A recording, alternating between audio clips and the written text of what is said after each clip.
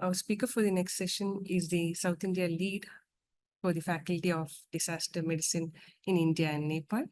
He's also the Vice President of Red Dot Health, which is actually the country's largest pre-hospital care network, private pre-hospital care network. In his emergency medicine career of more than 2 decades, he has won multiple awards for his works in disaster management, medical academics, and medical administration. Let me welcome Dr. Tausif Tangalvadi to take our next session. Tausif, sir, please. Sir, can you unmute? Yeah, okay, sorry. I'm having trouble opening my video and audio. I apologize for that. Yeah, all right, 15 minutes. I'm not sure what I'm supposed to do in 15 minutes. A bit of what I wanted to cover has already been covered by Shri very beautifully. So I'm going to give you a quick overview on disaster medicine and some real world scenarios. And let's hope that works. Okay, share sound. Yeah, good. Are you able to see my screen? Yes, sir. Right, okay. Yeah, all right. So disaster case files, current scenario, national local guidelines, and management is the topic given to me. So I'm going to tell you the story of disaster medicine. Yeah, the audio, but there is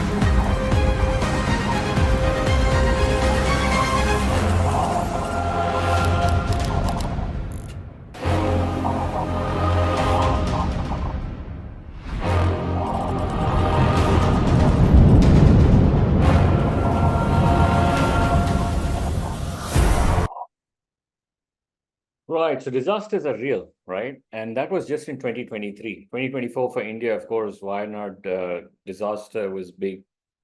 236 people losing their lives, not a very pleasant situation. What we tend to forget is that at any point in time, we may be called to handle a disaster situation. And are we prepared? And let's say preparedness doesn't start after the disaster happens. Preparedness starts before the disaster happens. So do we know what these different terminologies mean in disaster? So first and foremost, what is a hazard, right? So the story of disaster medicine starts from the word hazard. And we tend to confuse hazards with disasters. For instance, an earthquake, a volcanic eruption, a cyclone is a hazard. It's not a disaster unless it hits a region where there's a vulnerable population and there is loss of life and property, and then it becomes a disaster. So by itself is just a hazard. So it's a physical event, phenomenon, human activity with potential to cause damage and may cause loss of life and property, and it could be natural or man-made. And there are multiple natural hazards, which are biological, geophysical, hydrological, meteorological, which is storm, cyclone. Hydrological is flood, epidemics, earthquakes, volcano. We have man-made hazards, which is nuclear, technological hazards. And then we have a combination of both as well. But vulnerability is an important concept for all of us to understand. So is there a vulnerable population? For instance, this picture that you're seeing is from Cox's Bazar in Bangladesh, where all the Rohingya refugees are all now settled. Cox's Bazar by itself is the world's largest beach, and there are no people living there, and just some pockets of settlements. But today, there are a lot of people. You're living next to a large water body. When it rains, the monsoons are known to be very heavy in Bangladesh, and there's going to be floods. And there's in close quarters, no sanitation, no hygiene. Human trafficking can happen, right? It's a large population that nobody is really taking responsibility for. So women and children can get trafficked very, very easily. So this population has now become vulnerable. So that increases the susceptibility of the community to the hazard that I showed you in the previous slide. And then we multiply hazard into vulnerability and calculate the risk. What is the possibility of harmful consequences when the hazard meets the vulnerable population? That is what the risk is. A volcanic eruption in an uninhabited island, low risk, nobody's living there, it doesn't really matter, right? But if the volcanic eruption was happening like we showed in the video in Iceland, 4,000 people getting evacuated, that's a reasonably higher level of risk, yes, and probably we'll call it high risk. That is how that would be measured, right? So understand that the story. So if you're a disaster medicine expert and you're said, hey, dude, I want a disaster medicine plan for this region, the first thing you're going to do is map the hazards for that region, and then decide who's the vulnerable population, pregnant, elderly, people living there. For instance, for a nuclear reactor, the people working in the nuclear reactor, the population living around it are the ones at risk, okay? That's the vulnerable population. And what is the level of risk, which tells, hey, if it's a tsunami that's going to strike, are they living at lowland or highland? If they're living at highland, the risk level is low. At lowland, the risk level is high, as the picture depicts. And then when these all meet, the disaster happens. So it's a catastrophe or calamity in which the hazard that we talked about has met the vulnerable population and caused tremendous loss of life and property. And that is the problem, okay? So like I said, events such as earthquakes, floods, and cyclones by themselves are not considered disasters unless they adversely affect human life and property. Could be animal life also, of course, I'm not denying that, but that's the concept that you must understand. So it's very important to know the storyline and understand these different terminologies for disaster medicine. And there can be multiple types of disasters, natural, man-made, or a combination of both, very much like a hazard. I'm going to run through because we only have 15 minutes. And disaster medicine is not just pre-hospital care or emergency medicine. Generally, as emergency medicine, we have this tendency to think, hey, there's a disaster, there's a lot of people who need medical help, let's go and drop in there and then take care of them. That's not it. Disaster medicine covers full spectrum of medical and healthcare preparedness, mitigation, response, recovery.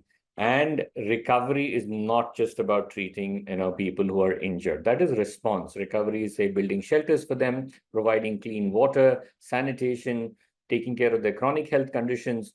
So disaster medicine is not the prerogative of the emergency physician or the doctor. Doctors are not by default the leaders in disaster medicine. It could be an expert, could be a doctor, of course, but it has to be an expert who can holistically look at the big picture, have a 360-degree view, and provide not just health, but also sanitation, but also basic needs like food and housing. All of this should be provided. Financial, social needs have to be met. Mental health has to be looked at, and that's different. And all of that has to be looked in disaster medicine. And if you're confused thinking, hey, how will I get this data? Where do I find out what are the medical and health impacts of disasters? The UN is helping us. So the UNISDR, which is the International Society for Disaster Risk Reduction, and now they have these fact sheets.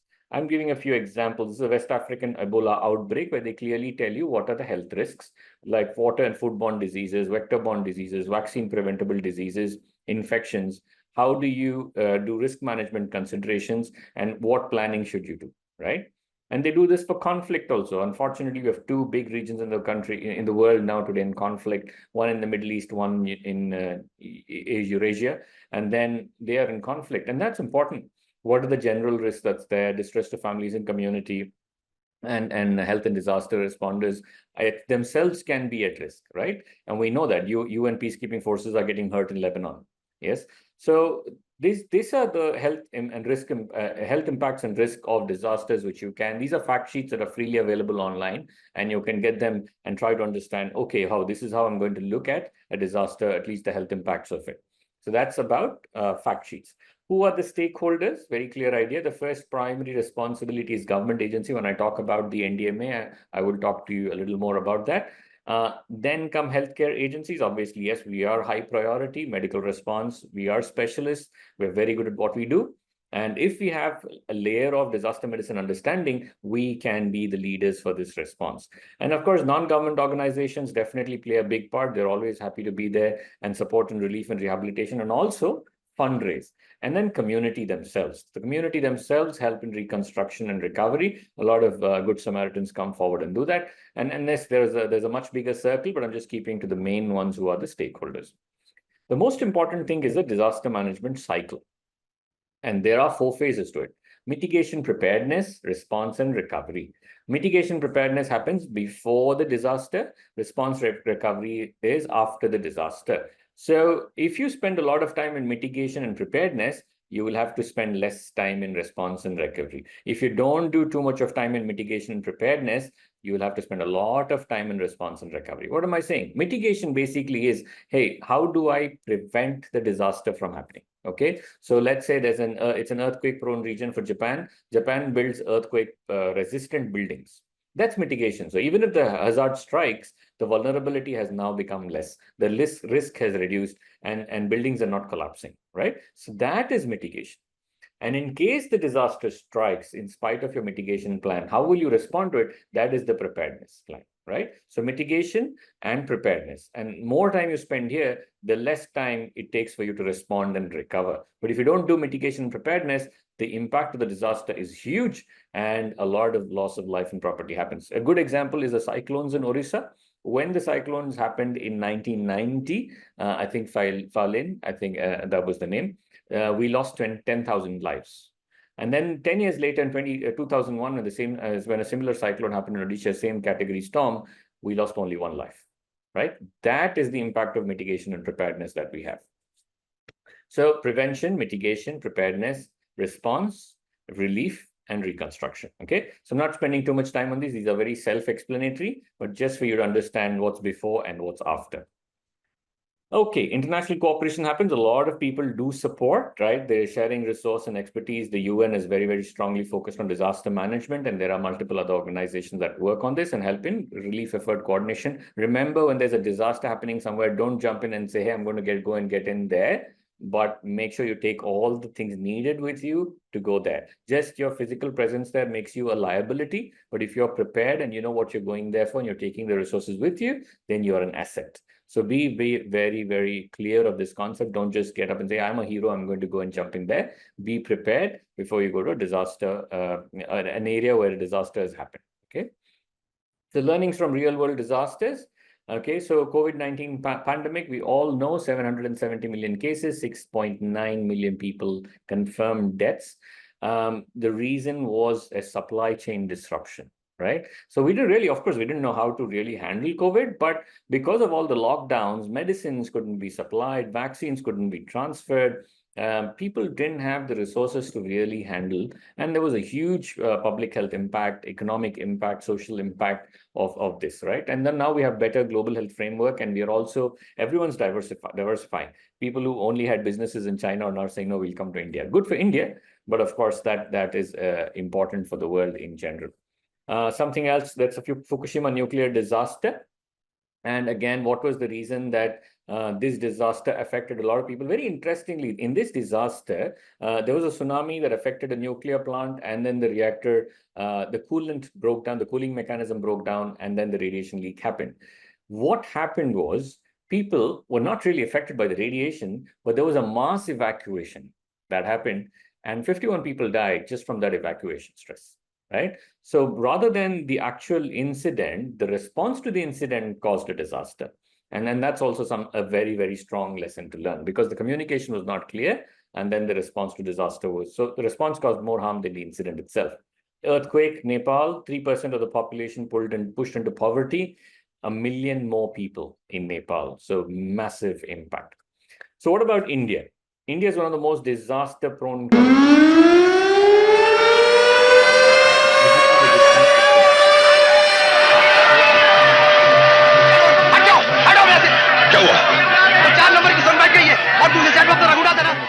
I'm already already probably pushing it close to the limit. So this is a Chasnala mining disaster. Why is this a very well-known incident? This is what created a very strong Factories Act. It ensured that people working in manufacturing industry are protected by safety laws, right? So that's the Chasnala mining disaster. So there were poor safety measures. This is a video, I'm not playing it. So a lot of disasters happened. Bhopal gas tragedy, one of the most famous disasters in India that has ever happened. Largest disaster, again, inadequate safety measures.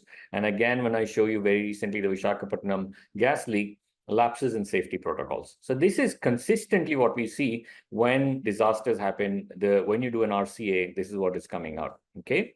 So India is very disaster prone. So what is the government doing about this? So this is the National Disaster Management Authority, and they have a framework that they work on. And the National Disaster Management Authority, they came up with the Disaster Management Act based on the Disaster Management Act 2005. The objective was to strengthen India's capacity to mitigate and be prepared and to respond and recover quickly from various types of disasters. And it clearly outlined the roles and responsibilities of various stakeholders involved in disaster management. So this is only 3 slides, not as extensive as Shri said I will do. So because I thought we'll do a whole disaster medicine overview. Key salient features as per the National Disaster Management Framework. Who is responsible? The local administration. The local collector or district magistrate is directly responsible for handling the disaster response of a certain region. And this is for all of us to know. They actually also are supposed to pay for all the response that happens. So financially also, the responsibility lies with them, in case you wonder who's paying for everything. Their job is to create a vulnerability atlas, which shows 169 multi-hazard prone districts in India is what they have created. And also they have a comprehensive disaster management program. It's a fantastic program, to be very honest. There are 9 battalions of NDRF stationed across the country. Each battalion has about 1,158 people in it. And addition to this, they have a disaster management cell and an SDRF, a state disaster response force in each state. If you're wondering, hey, how do I activate them? What is the number to call? If you want to call the an NDMA, the number is 1078, okay? Or 0111078. But they are now moving towards a national 112 number. So in a disaster, we are advised to call 112. But if you want to connect to the NDMA, the number is 1078, okay? Right. So what are the roles and key focus areas that they have? Shri already pointed out. So there's a culture of prevention and preparedness. They encourage mitigation measures with state-of-the-art techniques. And actually, they're doing a lot of good quality work, okay? And they are bringing disaster management to the central planning program. Funds are being allocated to this. They have a streamlined techno-legal framework so that there is a strong regulatory environment on how people respond to disasters. And that's why in today's day and age, when you are thankfully and unfortunately, when disasters happen, the government framework is very quick to respond and it's always there. And even the people who responded Wayanad, you would have seen a lot of government machinery already there trying to support even during the floods. They're also supposed to develop forecasting and early warning systems. This is also part of their focus area. So we know people can be adequately prepared. And I told you about the cyclone and how the preparedness is helping us. And they also promote partnership with media, NGOs, and corporates. So when famously the Chennai floods happened in 2015, the government framework did not involve us, the private group that was working. So we worked separately and they worked separately. The bridge was the bureaucrats, all the IAS, IFS officers, IRS officers, they had formed a group. So they connected between the two of us and we worked, right? So the disaster management framework tells that they should work with private entities also, and thereby there should be an efficient response and reconstruction. Right, to summarize, because I only have 15 minutes, India is a disaster-prone country. Both natural and man-made disasters happen here. They test the resilience of systems, organizations, and communities. We know that. The disaster management cycle, like I said, if you spend a lot of time in preparedness and mitigation, you will have to spend less time in response and recovery. But disaster management cycle is like taking insurance. You never know why you're taking insurance until the problem happens, right? But it's always good to take insurance so that you are not burdened when the problem happens. So disaster medicine is like insurance. So you have to spend time in preparedness and mitigation so that the loss is prevented. And of course, when we look at so many real world disasters and the lessons that we are learning from them, they are invaluable. And it really helps us, make strong efforts towards preparedness, coordination, and recovery. Thank you. I'm sorry I was rushing a bit there, but 15 minutes is a short time to cover all of this. Yeah, thank you very much.